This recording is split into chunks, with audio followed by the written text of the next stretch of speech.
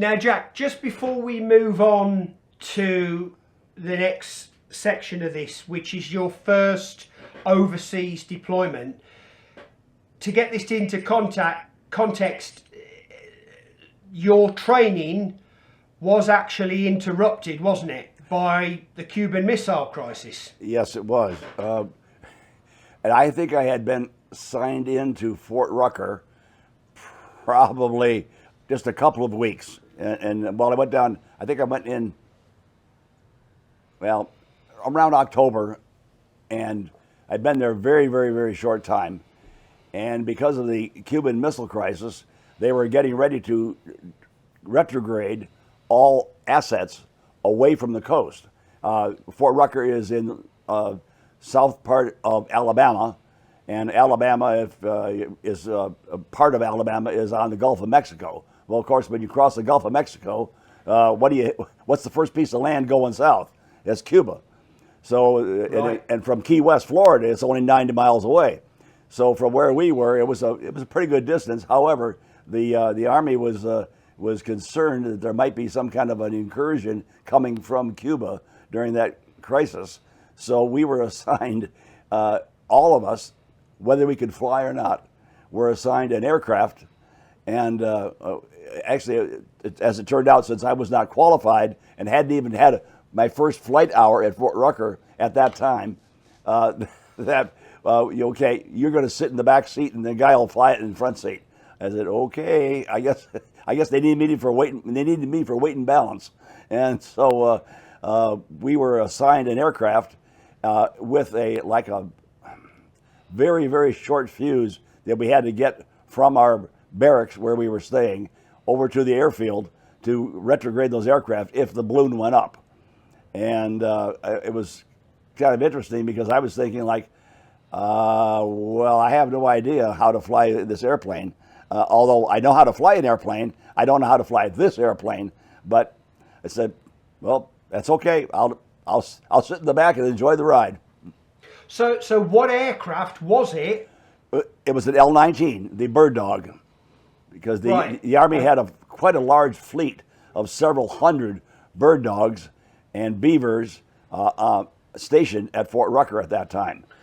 Yeah, and obviously we've already talked about the fact that you did the training on the Bird Dog. So this is going back a little bit. This is before I actually started my first hours in the Bird Dog. Yes. Yeah, I suppose the idea was, okay, well, we'll get the aircraft away from the coast with the pilot and the potential trainee Bird Dog pilot with him, because we've invested some money into him, and we'll just get them away from immediate danger. Was that the idea? That's exactly it. I don't remember where our destination was, but I believe that each group of aircraft would be assigned a takeoff time so they could take off with a flight of several and fly to a predetermined some area north of Fort Rucker up in northern Alabama or into Georgia or someplace away from the coast to get it out of, quote, harm's way. Just before we get into the next section, which is Korea, yes, which is your first overseas deployment, were there any other aircraft that you flew up to that point, or was it just the J3 that you'd flown before and the L-19, the Bird Dog? Had you moved on to that point to the Beaver? Yes. Because you had. Yes. Are you smiling now? Now, can I just tell you that when I researched, my bit of research for this, everybody that talks about this aircraft, right, the Beaver, seems to have the aircraft seems to have a wonderful aura about it. Oh. And I'm not just talking about military pilots, because there's an awful lot of Beavers in civilian hands, yes, being used with floats on them and skis on them, and they're used in Alaska. And I'm going to be asking you all about that. But everyone seems to smile when you mention the Beaver. Tell us about it. It's military designations, the L-20, the L-20A, radial engine. Yes, and R985 Pratt & Whitney Wasp Junior engine on that, a wonderful a jewel of an engine, engineered to precise precision standards, and a wonderful, wonderful, reliable engine that had a lot of power for its weight, and which is why the Army wanted it, because and why the de Havilland, actually those aircraft were not made in the United States. They were made by de Havilland of Canada, and in fact, I think even to today, the de Havilland is still making aircraft in Canada, and it was essentially a Canadian bush plane that the Army said, well, we operate in the bush, so we need to have some of those.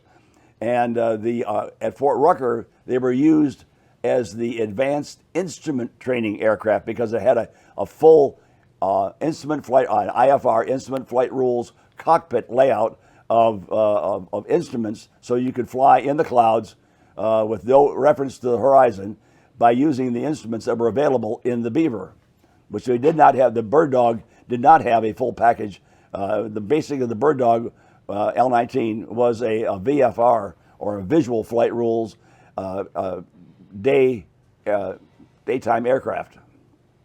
Right, and one of the guys, one of the videos I saw on YouTube was that the pilot explained, he said, when you fly the Beaver, all the controls are beautifully, you're going to have to put this into context, weighted so that everything's sort of smooth to the touch. It's light to the touch. It's not a heavy aircraft, and we're not talking about for non-pilots, we're not talking about the physical weight of the aircraft. We're talking about, I don't fly planes, I have ridden motorcycles, and we could talk about a light bike. Oh, that's a really light, you get on a racing bike, yes, and it's light, and it's light handling. That's what he was referring to. Do you remember it that way? Just being sort of very light to the touch and easy to fly? Yes, very responsive. It was, and it had not only had good aileron control and rudder and elevator control for your various flight surfaces. It also had very nice flaps. So as if you're aware of when you're flying a commercial airplane and it starts to go to, and an airplane goes on approach, the jet planes, the flaps come out and extend the airfoil so that you could get a lower speed out of your aircraft for the touchdown. Well, that was engineered beautifully by the Canadians. God bless them. And it was a very pleasant aircraft to fly in the sense of being a stable platform. Being a small, like an L-19, was a fairly small aircraft, and you get into some thermals and rough air, it kind of bounces you around. The Beaver, being a wingspan, probably almost twice as much wingspan as the L-19, it was very docile in that sense of taking on the bumps and lumps of the air to give you a smooth ride.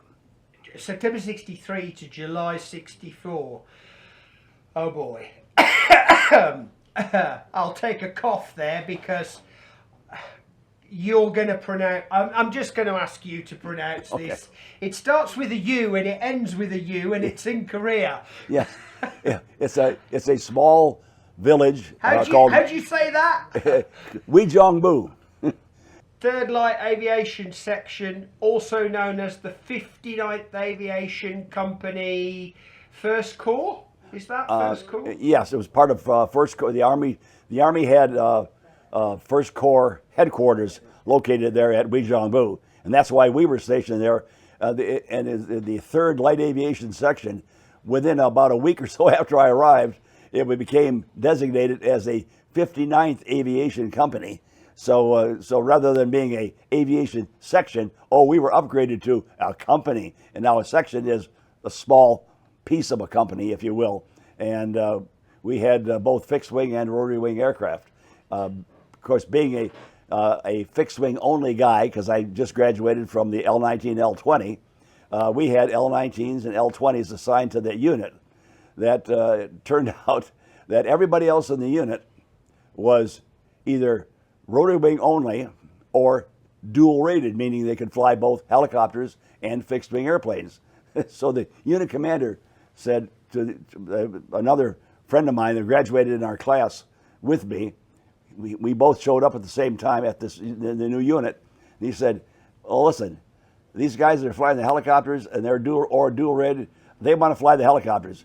There are, I think we had 4 Beavers and we had 2 L-19s, and they said, those are your aircraft to fly for the next year." Because the helicopter guys, they were in love with the helicopters. I had no idea how to fly a helicopter, so I was glad that I flew every day, and my primary mission at that time was to fly along because we were north of Seoul, but south of the demilitarized zone. Our mission was a daily flight along the south border of the demilitarized zone. And so I cannot tell you how many times I crisscrossed the Korean peninsula along the south tape of the demilitarized zone. As I say, did it every day until July. Right. And taking photographs here, it says that you had a powerful camera poking out the side of the aircraft. Yes. And in February '64, you're promoted to first lieutenant. So first promotion. Well, hey. Yes. Yes. Well, in the American Army, it was kind of automatic. As long as you kept your nose clean and you did your job, you would get promoted in over so many months of time in grade. So yes, and I got promoted. Right. Okay. And then it says, and I'm a bit confused by this, so you have to sort of explain this one to me. Okay. After your promotion to first lieutenant, it says someone between this time promotion and promotion to captain, you've applied for and received a commission as a regular army officer. Now, I'm guessing that's because at this point, although you are commissioned and you are in the US Army, because you've come through ROTC, you are a reserve, you're a full-time guy, but you are in the Army, but you are a reserve officer. Is that right? That is exactly correct. Okay. I was not a regular Army officer. I was a reserve officer. In other words, meaning that I guess that all the good jobs would go to the regular guys, and the reserves, we'll get the scraps. Right. It sounds a bit like the territorial. But I'll probably have somebody writing in the comments for that, because I was never in the territorial army. But yeah, okay. However, we talked earlier on about when you met B. Yes. Big moment in career, wasn't there? And this one wasn't so nice. No. Down by, your boss. I mean, I'll let you tell the story. Okay. Well, we have on weekends. We would occasionally and not have to fly because of various things, and particularly during the summertime in Seoul, Korea, there was the Corps of Engineers had a headquarters there, and we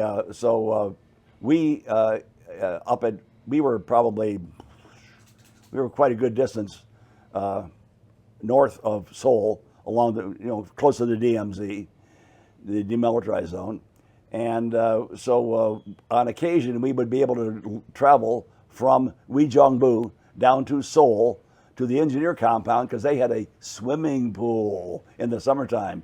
So we were one weekend we were down there. We would drive down in the morning, spend the day at the pool, and come back at night.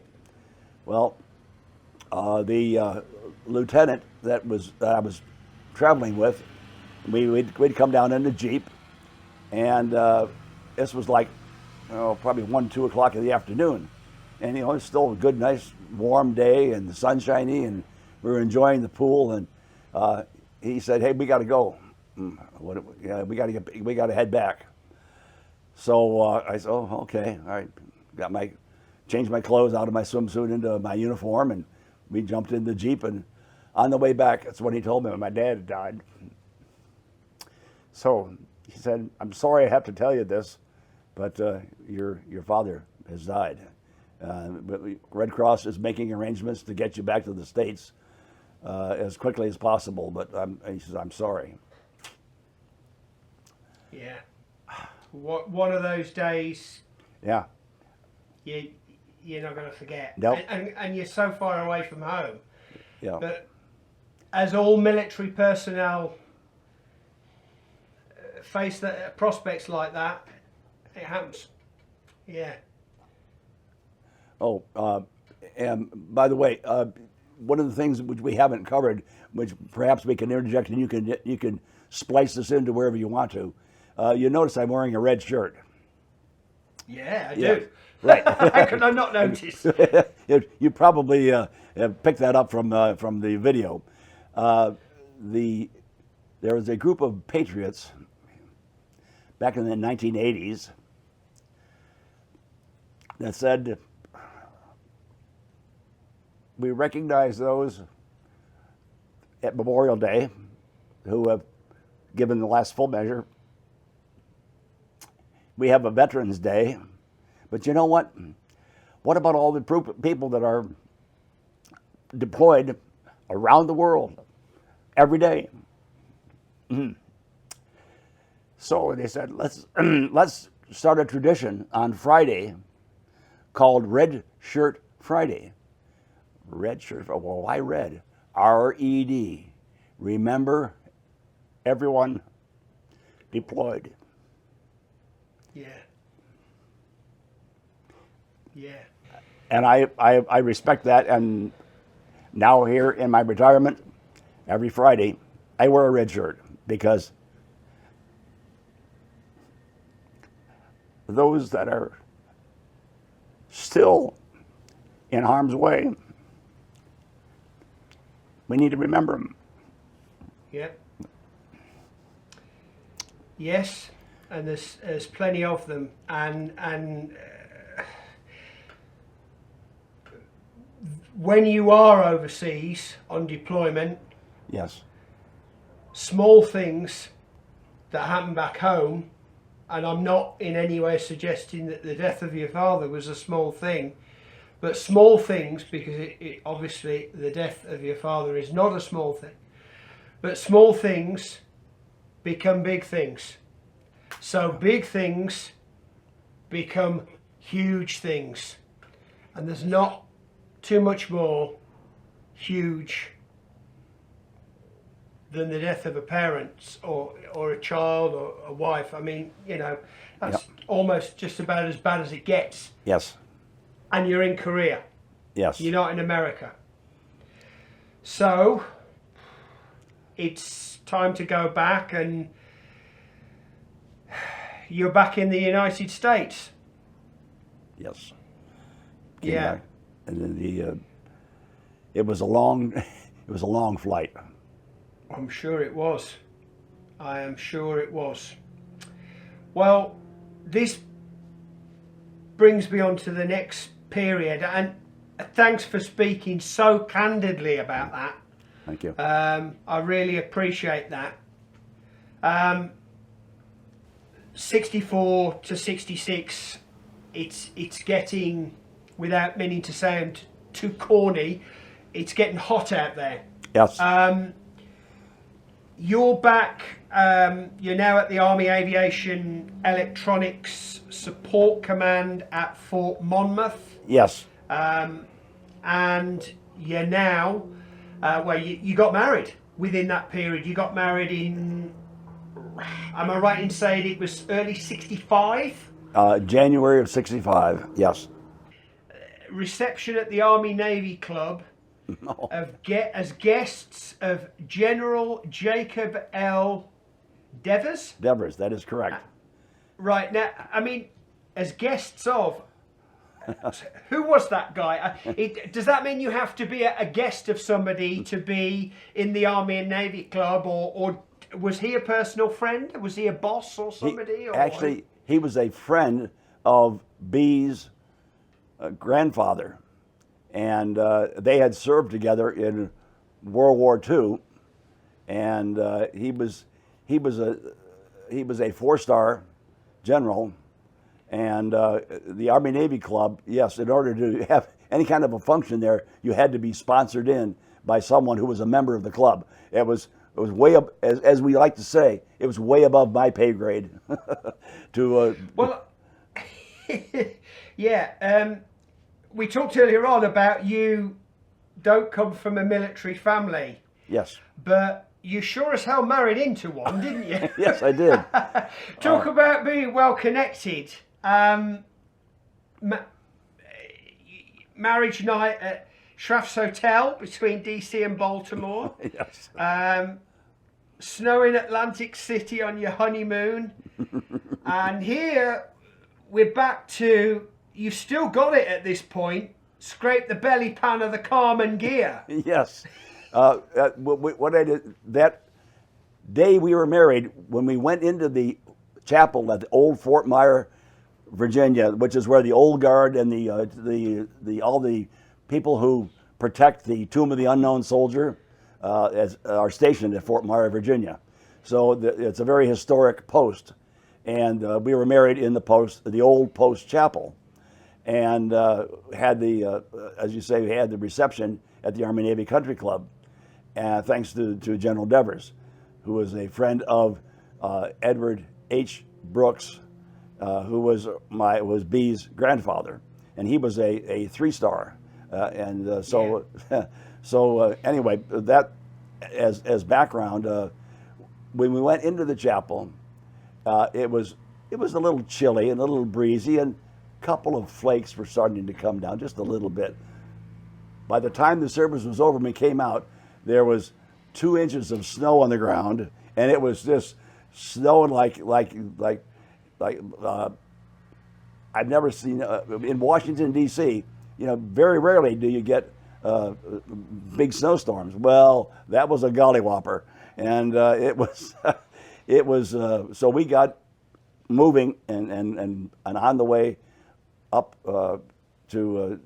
It was to say between Baltimore and Washington, we stopped for the night, and then we went on into Atlantic City. Well, it had snowed. It kept snowing and snowing and snowing, 2, 3, 4 inches an hour, and so the snow was feet deep by the time we got to Atlantic City. And when we were driving the car to the hotel, it hadn't been plowed. There was ruts, and so I kept the wheels of the car in the ruts.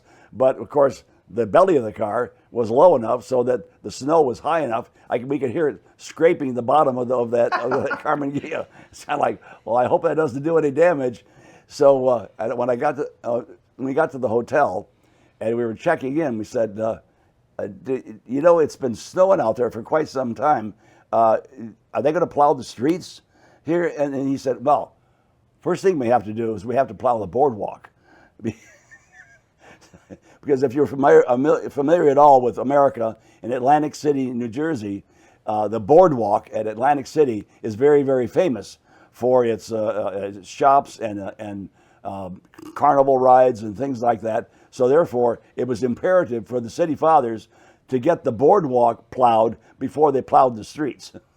And I thought, it's the main street. It's the showcase. It's the money it's the money maker for the city. Yeah. So we managed to the Volkswagen being a wonderful car, we were able to get to the hotel, parked, and the next morning when we woke up, the streets were plowed. But that trip in was exciting. I'd never heard the scraping on the bottom of the car before, and I thought, oh dear, I hope there's nothing hanging down that'll get damaged. You've done it again, Jack. You've done it again. You've brought me straight on to the next thing. Because talking about things hanging down, if I say one word to you, which is SIG int, you can tell me all about things hanging down, can't you? Hanging down and hanging off. Yes. Your beloved L20 Beaver, because SIG int is signal intelligence. Yes. And that was what you were doing next. So let's talk about Navy Lakehurst Electronic Support Command. Explain this to anyone that's still with us, and hopefully plenty are. Okay. Well, at our unit at Navy Lakehurst was the aviation and avionics test bed unit. We had one of every single aircraft that was assigned in and currently operational in the United States Army. So we had both fixed wing and rotary wing, plus we had 4 C-47. If you remember, you know, the old C-47, the Goonie birds that were flying laboratories. So I think of them as Dakota. Yeah, Dakota. The Dakota. I think I think in the UK they call them the Dakota. That is correct. Yeah, I've always known it as the Dakota, but again, when I did a little bit of research on this, I found out. Yeah, well, it has many names. Well, our good engineers in electronics and the avionics business would come up with antenna arrays for SIGINT, and we could, and I must say they were very inventive about what they would come up with, and what we had to do is they would put them on the aircraft, mount them on the aircraft, on the wings or on the fuselage or wherever it was appropriate. And we would have to fly them to determine what was the airworthiness of the object, of the antennas. What was were there any safety risks with flying with the aircraft? Well, I still recall one they were huge antennas. They were and they extended above and below the wing. Now the Beaver is a high wing, single engine, tail dragger. But it's a larger aircraft than the Bird Dog, so therefore it is higher off. The wing is higher off the ground. But these antennas were I think they were around 4 feet, sticking up above the leading edge of the wing and sticking down below the leading edge of the wing, and plus they had some kind of cage. I don't know. Maybe it was something to do with the frequency that they were operating in. They had like little cages on them. So therefore, the flat plate drag of those particular antennas, and there was a set of them on each wing. So that we had, 2 up and 2 down on our left and right side of the aircraft. And the engineers had made calculations to make sure that that we were staying within safe limits, so that it was placarded on the instrument panel that there was a maximum speed and a minimum speed, as well as a stall speed, and it was kind of like I don't remember the exact number of miles of an hour, but it was like the stall speed was like something in the high 60s, and the maximum speed was in the mid 70s. Of miles an hour, not kilometers, but miles an hour. So therefore, the flight regime was very, very restricted on how fast we could go or how slow we could go, because of all this drag on the airframe, that it was disrupting the airflow on the wings. So therefore, the wings were not as effective if they were clean. So you had a very small airspeed window, if you like. Minimum there, maximum there. That's it. That was it. It actually kind of became a joke about well, did you exceed the airspeed to this? I said, no, we don't have enough power to do that. It's too much drag. Well, how was the stall characteristics? Well, it does stall kind of early. And then the cruising there's a story here which I just sort of about icing on the strut during this period of time when you're flying at cruising in the clouds at 3,000 feet with these antennas all over the aircraft like a flying hedgehog. Go on, hit me with that. Well, we were doing some experimental work with the Air Force on imagery of ground vehicles and ground troops. We were flying the if you will, the high ship, and we were taking photographs of these troops and vehicles on the ground. They were laid out. This was not in New Jersey. This was up in upstate New York, right near the Canadian border, and it was in the wintertime. So what they were trying to do was see with the white background of the snow on the ground, were these objects recognizable as people, trucks, tanks, or whatever they were, and we would take pictures with a regular camera that was aimed down at the ground, and then the Air Force had RB-66 bombers that would fly over and were imaging things. They had Mohawks, OV-1 Mohawks that the Army had, would fly them over them, and they were all taking different kinds of different frequencies. Some were infrared photographs, some were but anyway, an array of photographs that were then compared to the real-time black and white photographs that we were taking of the actual objects on the ground, and they were overlaying them, saying, okay, well, does that electronic image that this aircraft captured match up to the image that the regular black and white photograph shows that that's a truck or that's a person on the ground? And so it was kind of very interesting. And but one of the things we did is we would ferry scientists and engineers from New Jersey up to this was done at Fort Drum, New York, which is up along the Canadian border, along the St. Lawrence Seaway, and we would ferry them from New Jersey to upstate New York and back to New Jersey on a just about a daily basis.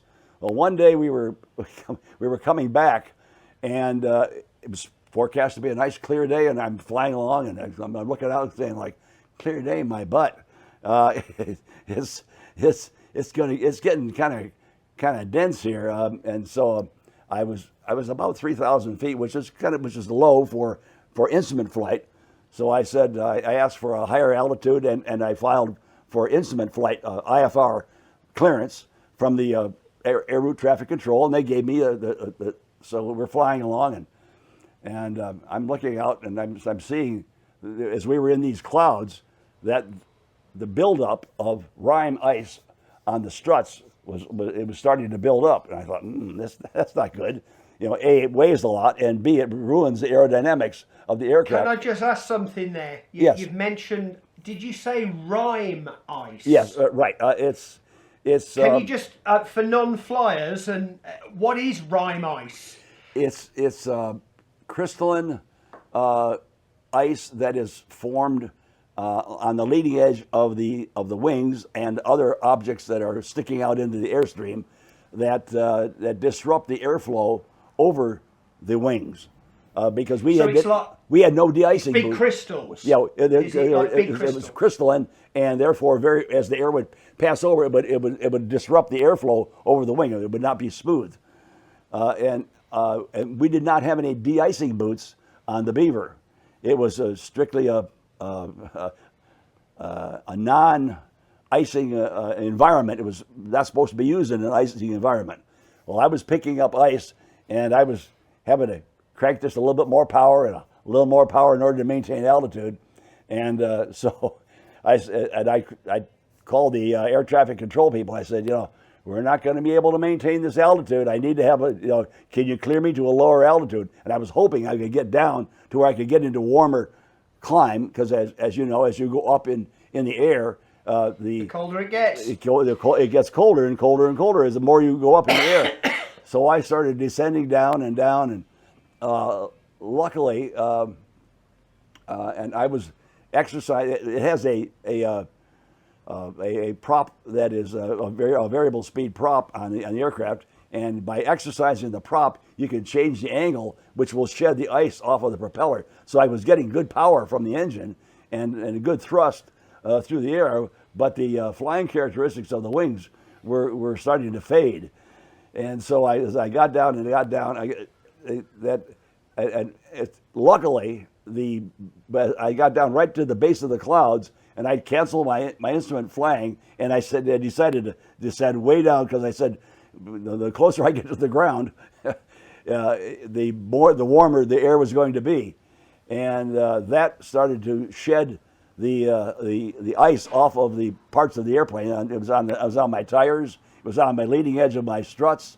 I know it was on the leading edge of the wings. So I could hear the stuff clinking, clunk, clunk, as it was falling off.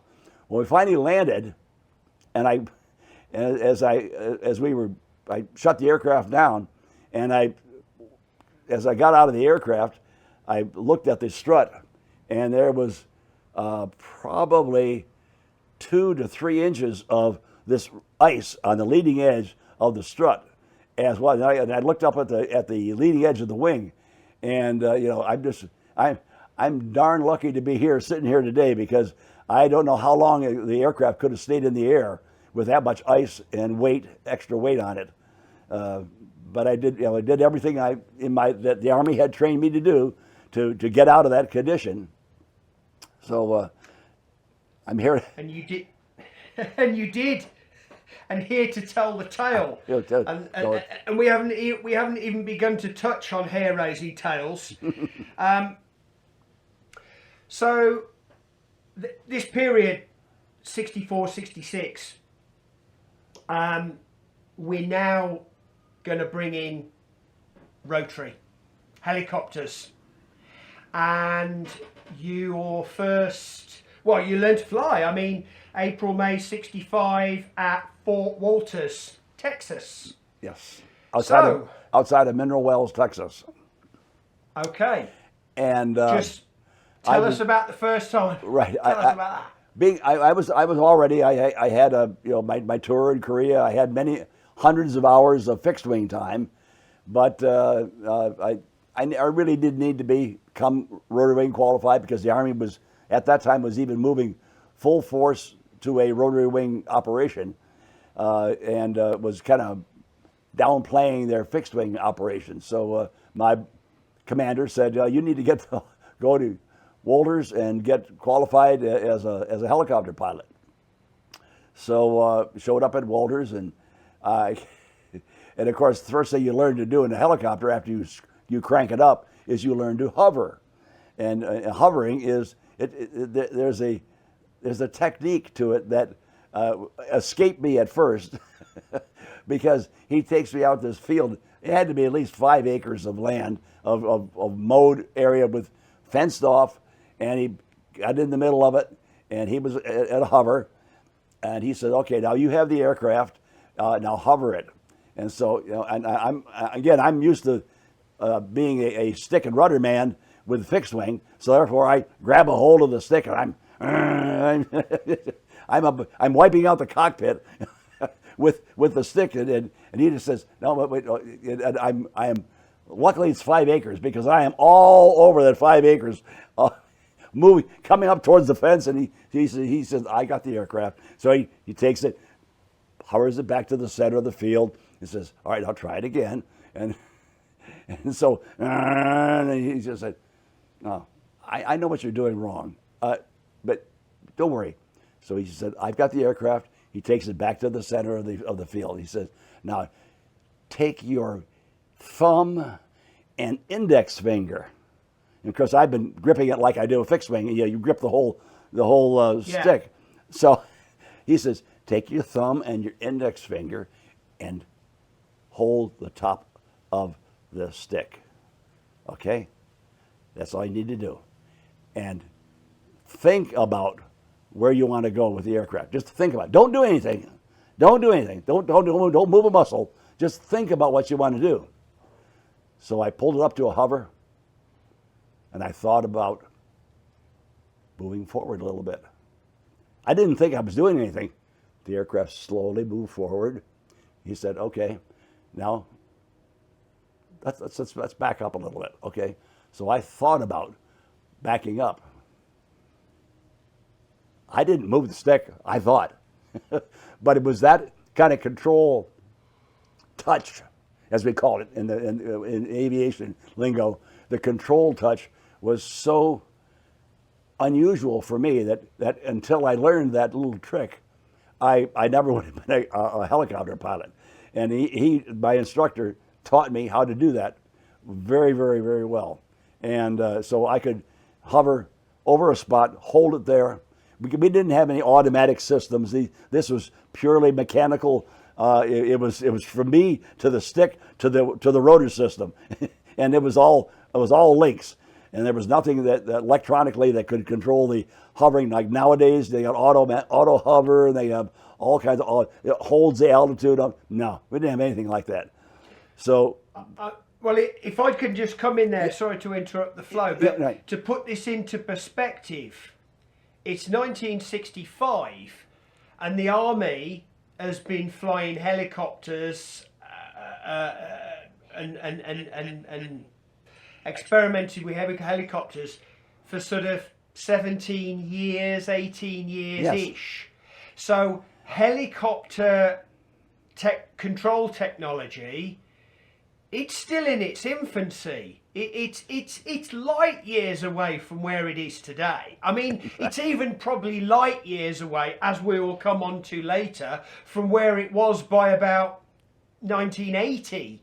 You know, this is 1965. It's primitive technology, isn't it? Cables and wires. It was. You had to fly the aircraft. The aircraft. Nowadays, with the auto hover and the auto altitude hold and all those electronic fancy schmancy stuff that they have on the helicopters today, it literally flies itself. No, you had to fly the aircraft. It was your responsibility to keep it doing what you wanted it to do. And it was very capable of doing what you wanted it to do. But you had to know how to tell the machine what to do. Fly by wire. Right. So how long was your course, your basic rotary course? It was about 2 months, if I remember correctly. It was around 2 months. And they learned everything from hovering, which that's how you have to start off, because if you don't learn how to hover, you can't get it off the ground. And then how to if you have an emergency, such as if you are shot at and your engine is shot out and you have to do an auto rotation. I'm sure you've heard of the term auto rotation for a helicopter. Yes, but I would like you to explain it, okay? Because there is a theory behind this, isn't there? Because if we think about helicopters, we'd never get in one, because there's one engine, except there isn't now. In some aircraft, I'm sure there probably is still one engine, but you'll tell me more about that. Right. But certainly at this time, the Army had helicopters that had one engine. So you've got one engine, and if the blade stops spinning, down you come. Right. Explain auto rotation, please. Yeah. In auto rotation, the helicopters use what we call a driven rotor. There is an engine on board, a single engine, that drives through a transmission that drives the rotor system to develop the lift to fly, to hover, to fly forward, etc. That's the driving that drives the rotor, so it's a driven rotor. Now, if the engine quits, it stops driving the rotor. So by taking the pitch out of the blade, you allow air to flow in from the bottom as you are descending. Because when you go into auto rotation, you're going down. You're not going to continue to fly. But the forward and the downward movement of your aircraft allows the air to rush in from the bottom, rather than sucking the air, if you will, as a driven rotor, sucking the air from the top. When you unload the rotor, the air flows in from the bottom. Still develop. Again, it's that airfoil. It doesn't know whether you're being driven or you're in auto rotation, because it's a uniform airfoil, and so therefore it develops lift. So therefore you can control your descent down to a touchdown for your auto rotation. And But that touchdown is underneath you because you are going straight down. There is no forward thrust anymore. well, a little bit of forward, but basically, yeah, kind of look slightly between your feet and just a little bit higher. That's where you're going, because your feet are on the pedals, but you're going down, and you don't, you're not looking for a landing strip out on the horizon. No, you're looking right below you and find a good place to set it down, and that's an auto rotation. And because the trick at the bottom of the auto rotation is you are trading potential energy for the control. So therefore, as your airplane goes down and comes down, and it just before if you didn't do anything, the thing would just smash into the ground because you are going at several hundred feet per minute in descent. So what you do is you raise the nose of the aircraft, causing more airflow to go into the system to keep the energy up in the system in there, which also slows down your forward and your downward motion. You level the aircraft, and then you pull your pitch, meaning you increase the angle of your rotor blade so that you cushion it, and you essentially you keep flying the aircraft. You fly the aircraft all the way to the ground, and that cushioning by raising the collective, that's in your left hand. The cyclic is in your right, collective is in your left. The collective is the one that develops the thrust. That's how you control the engine powering it. And when you lose your engine, you flatten the pitch, let the air flow through the system, go down, it's still flying, you're still flying it, fly it all the way to the ground, and as you rotate the nose up, it kills your forward airspeed, you level the skids, and you pull the pitch, and down you go. As neat as it. Why do I get the distinctive feeling that an instructor at some point during your career looked at you and said, Kempster, you fly it all the way to the ground. Never forget this. That's Why do right. I get that impression? Yeah. When you auto-rotate, you fly it all the way to the ground. I just got that feeling. Yes. Oh, and by the way, look between your feet because that's where you're going, son. Yes. Look between your feet. That's where you're going. Because if you lose the engine, first thing you do is get that collective down so that you can get the air rushing up through the bottom of it as you are descending. Because otherwise, you take on the flight characteristics of a grand piano. Yeah, they don't fly it too well. No, they don't at all. I'm probably going slightly a little bit off topic here, but maybe not. No. I mean, when we think about helicopters in film, and we see, you always see, in films, you tend to see them, they're going round and round and round, and there's always smoke coming out, and the Hollywood and all that. Yeah. That's not what you've described. What you've just described when you auto-rotate is that you bring it down at an angle and you fly it to the ground, and you mentioned the pitch on the blades.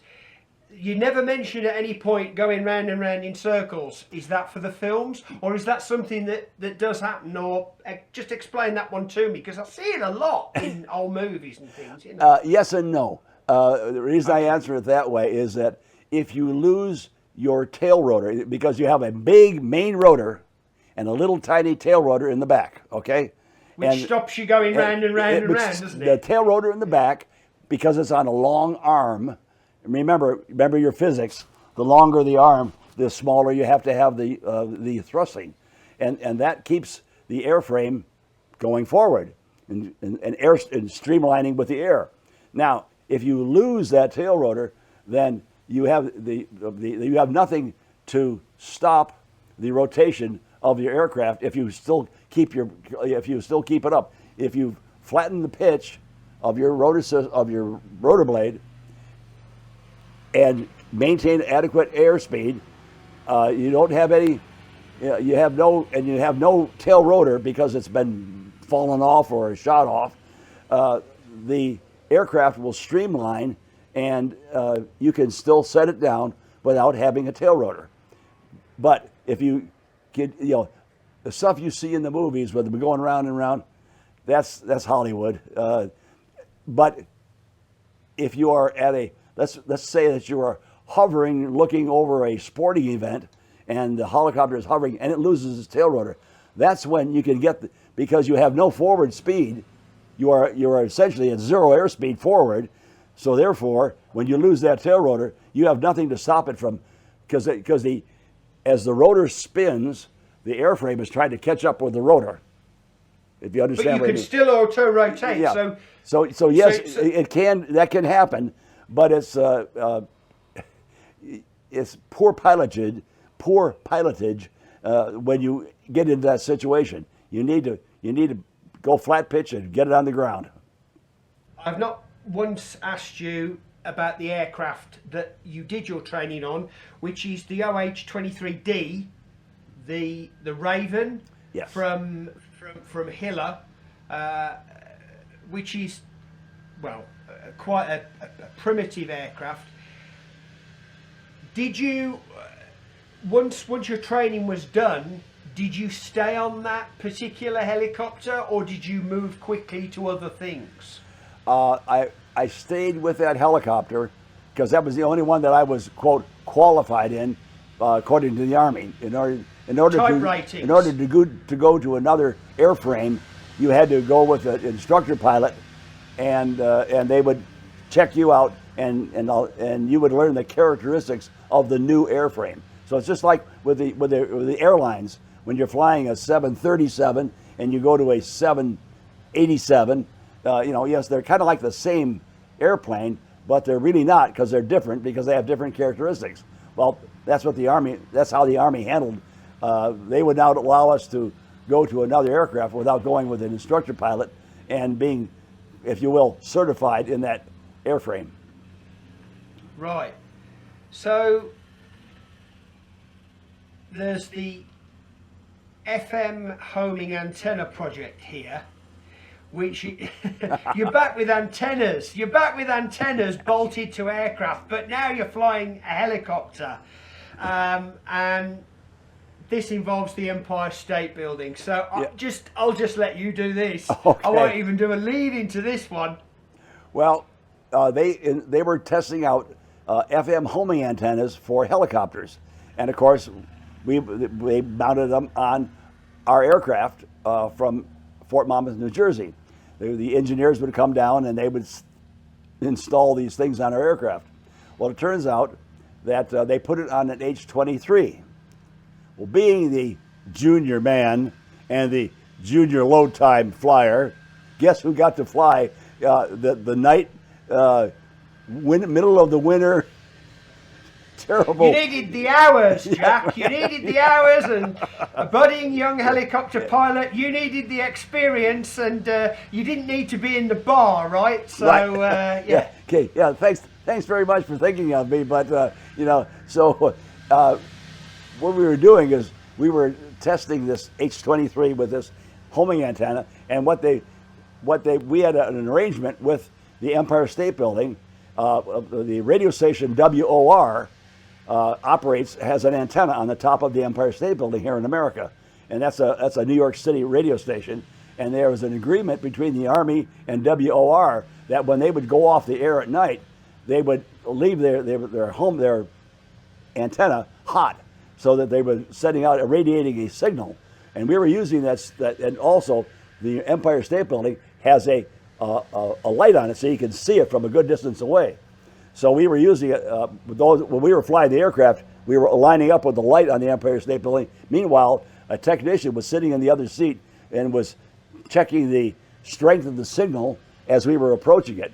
And they would say, "All right, go 10 degrees right."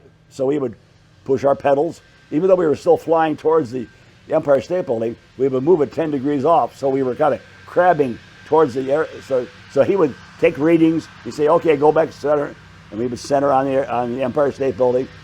And then he'd say, "Okay, now go left 10 degrees." And so I would bring the nose of the aircraft left 10 degrees, and we would fly for a few minutes. He would take his readings. He said, "Okay, go back." Well, this was in December in New Jersey. It's cold in December in New Jersey, but because of the configuration of the antennas and the way they had them on the aircraft, we had to fly with the doors off. And so I can still remember going, we fly a helicopter from the right seat. So flying straight towards the Empire State Building was no problem because the air was going around us. Whenever I would turn those 10 degrees left or right, of course, the air would start rushing into the cockpit. And I didn't mind, turning right because most of the air was hitting the guy who was sitting next to me, the engineer taking all these readings. Of course, we were all bundled up with winter clothing and etc. But I really hated when he said, "Okay, turn left." I go like, "Oh," because there's that open door and nothing but the wind rushing in, cold, damp. Because we were out over